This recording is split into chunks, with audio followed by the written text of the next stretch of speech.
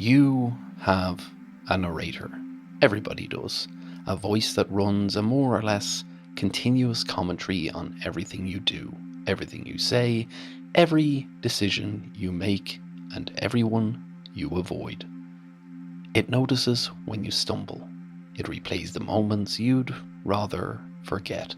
It has opinions about your appearance, your competence, your likability, and your right to take up space. And most people assume this voice is them.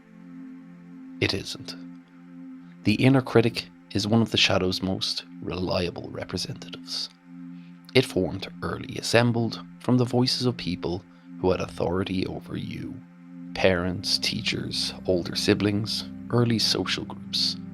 It took their judgments, their expectations, their disappointments, and it internalized them so completely that over time, they started to sound like your own thoughts. That is the mechanism. And it's worth understanding clearly. The critic's original function was protective. If you criticized yourself first, harshly enough, you could preempt the criticism of others. If you kept yourself small enough, you couldn't risk the exposure of failure. If you maintained a high enough internal standard, even a punishing one, you stayed safe, stayed acceptable, and stayed in the room. It was useful once for a specific environment, under specific conditions. The question is whether those conditions still exist. Alfred Adler, one of Jung's contemporaries and one of the sharpest psychological minds of the 20th century, argued that much of what derives human behaviour is not pleasure-seeking, as Freud suggested, but the pursuit of superiority over a felt sense of inferiority. The inner critic is the internalized voice of that inferiority, the part that absorbed the message that you were not quite enough, and has been trying to manage that wound ever since by staying one step ahead of it. Seneca wrote that we suffer more in imagination than in reality. The inner critic lives almost entirely in imagination, in the anticipation of judgment, in the rehearsal of failure, in the retrospective dissection of moments that are already long gone. It rarely engages with what is actually happening. It specializes in what might happen, what should have happened, and what that said about you. The Stoics had a practice for this. They called it prosoche, attention to the self. Not self-criticism, self-observation. The deliberate, non-judgmental watching of your own interior. Not to condemn what you find, but to see it clearly enough to stop being run by it. And that's what today's lesson asks of you.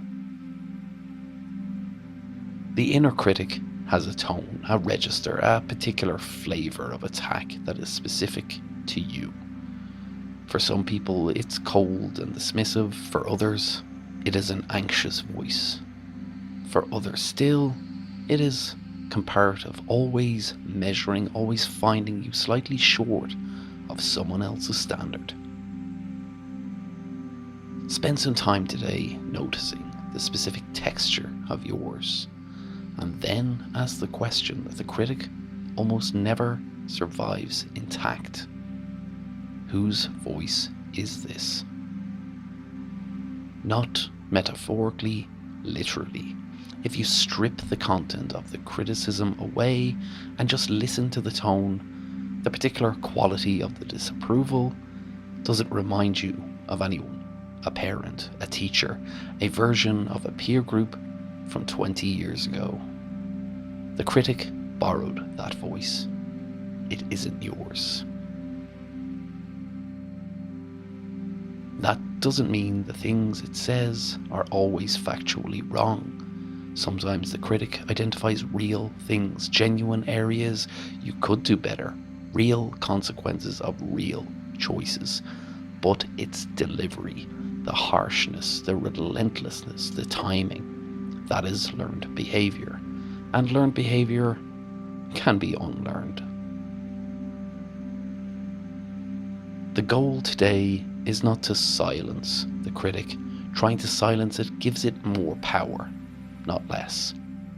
The goal is to recognise it as a voice among other voices, not the authoritative narrator of your life, but one simple perspective, with a particular history and a particular agenda.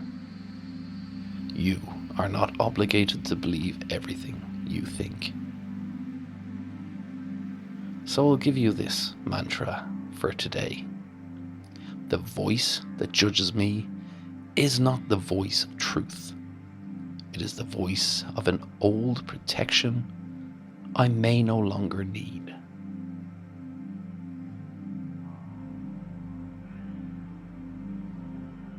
So I'll invite you now to take your notebook and at the top of a fresh page write, "The critic says." Then, without filtering, write down the things your inner critic says most frequently.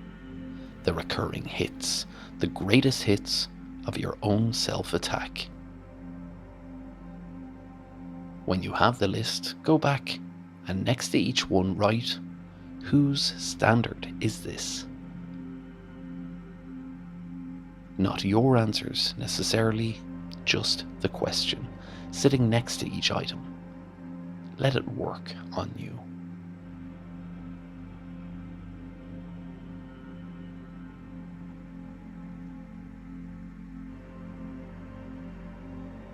When you've sat for a while with that, make sure to return for our evening recap.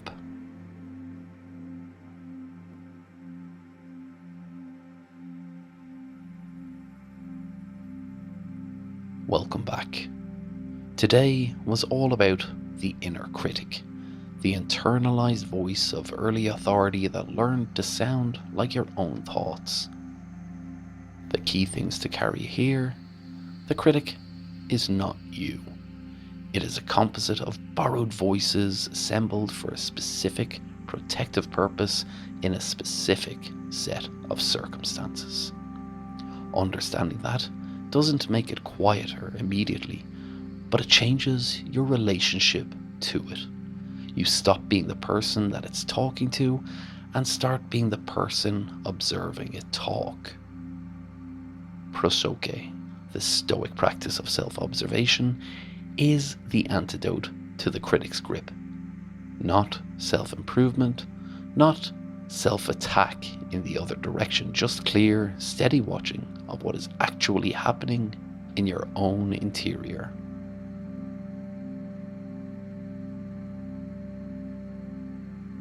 The writing task today may have surfaced something uncomfortable, and that's all part of the work. The discomfort is not a sign that the critic was right. It's a sign that you're looking honestly. Make sure to return for our night pondering.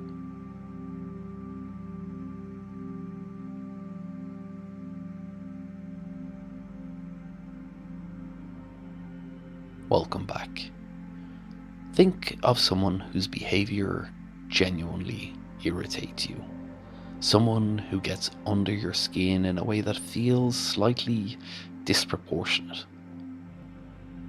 Tomorrow, we're going to look at what that irritation is actually pointing to.